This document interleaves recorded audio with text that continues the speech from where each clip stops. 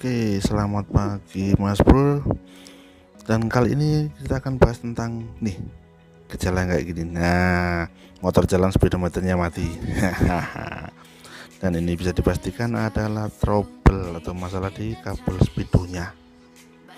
Kali ini saya akan utak-utik motornya Nyonya, yaitu Honda Vario 110 Fi generasi pertama tahun 2014 nih. Jadi umurnya memang udah 8 tahun nih motor. Karena sudah dipastikan dari kabel speedonya, nanti kita tinggal pedal aja. Jadi buka cover setangnya depan belakang ini dengan melepas 4 baut ini aja ya. Di kiri ada 2, atas bawah, di kanan juga ada 2. Untuk sebelumnya kita lepas dulu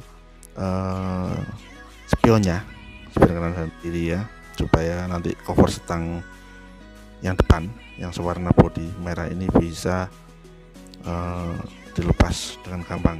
Untuk melepas spionnya cukup diputar dengan perlawanan arah jarum jam.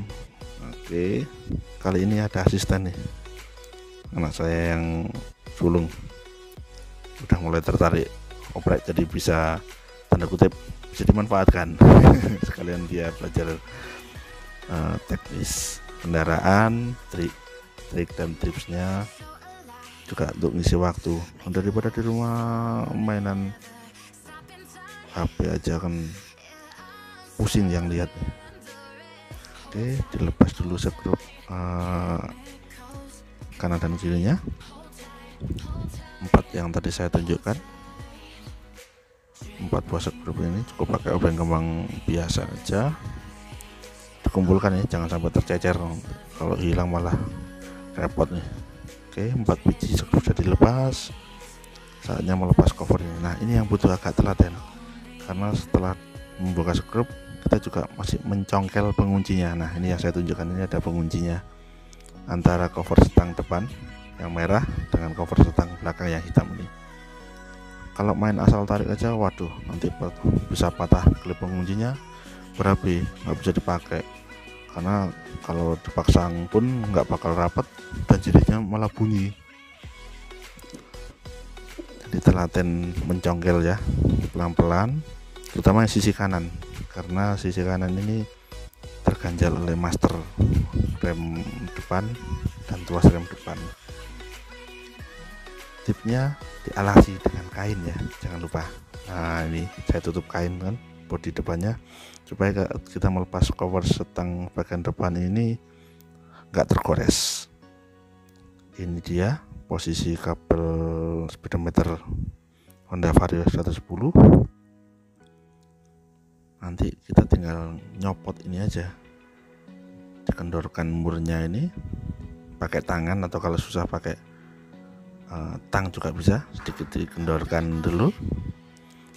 Dan ini saya buka dulu bagian bawah di bagian as roda yang sambungan ke gigi nanasnya. Kita congkel pakai obeng min agak besar, congkel dan tarik, tuk. Nah, udah lepas. Dan ini dia masalahnya ketemukan sesuai dugaan awal, yaitu kabel speedometernya. Nah, ini sudah serabut kawatnya udah mulai putus-putus dan terurai, sehingga nggak bisa berputar lancar. Jadi yang gigi nanas atau poros di roda bisa muter, tapi nggak bisa tersalurkan ke atas karena bermasalah di kabelnya ini, nggak bisa ikut berputar. Motor kan otomatis nggak bisa berputar juga, mati deh speedometernya. Oke, sudah jelas yo. Nah, bentuknya juga kayak gini. Kalau lihat umur ya wajar ya, 8 tahun. Kalau sekarang tahun 22, sejak 2014 belum pernah ganti. Oke, kita sudah copot. Sekarang kita lepas yang bagian atas yang nempel di speedometernya, dikendorkan. Setelah lepas dari penguncinya, kita tarik aja ke atas. Ke atas boleh, ke bawah juga boleh, sama aja. Intinya kan penting melepas yang lama, dikeluarkan dulu yang lama.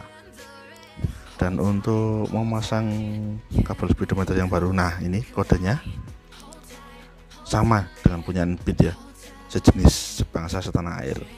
Harganya saya beli di Ahas kemarin tuh 37.000.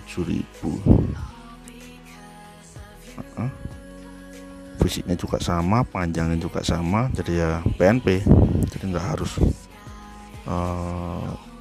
mutlak punyanya Vario 110. Nggak, banyak yang bisa disubstitusi. Tuh sampai belepotan ngomongnya tuh kan, sama aja toh.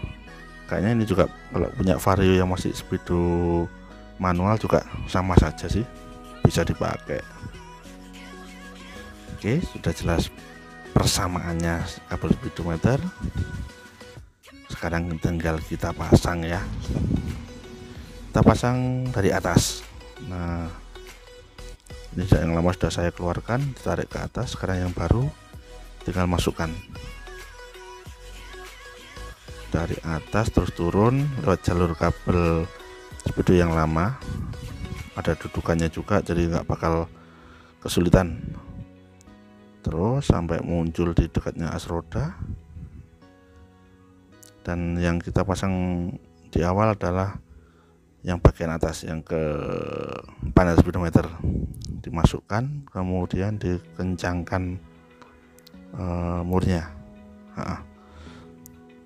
Kencangan murnya diputar ke kanan sesuai jarum jam. Kayaknya nggak perlu pakai tang segala macam ya, pakai tangan aja udah rapat karena dratnya lumayan panjang. Oke, sudah beres. Sekarang kita tinggal ke bagian bawah. Ini malah lebih simpel, nggak pakai mur-mur segala macam, tinggal masukkan, colok, klik, cetek. Nah, sudah beres. Tuh, sudah terkunci rapat, masuk dengan sempurna. Kita coba sebentar ya. Iya, diputar roda depan, posisi tanda tengah, sudah bisa jalan. Nah, udah nggak ada masalah toh.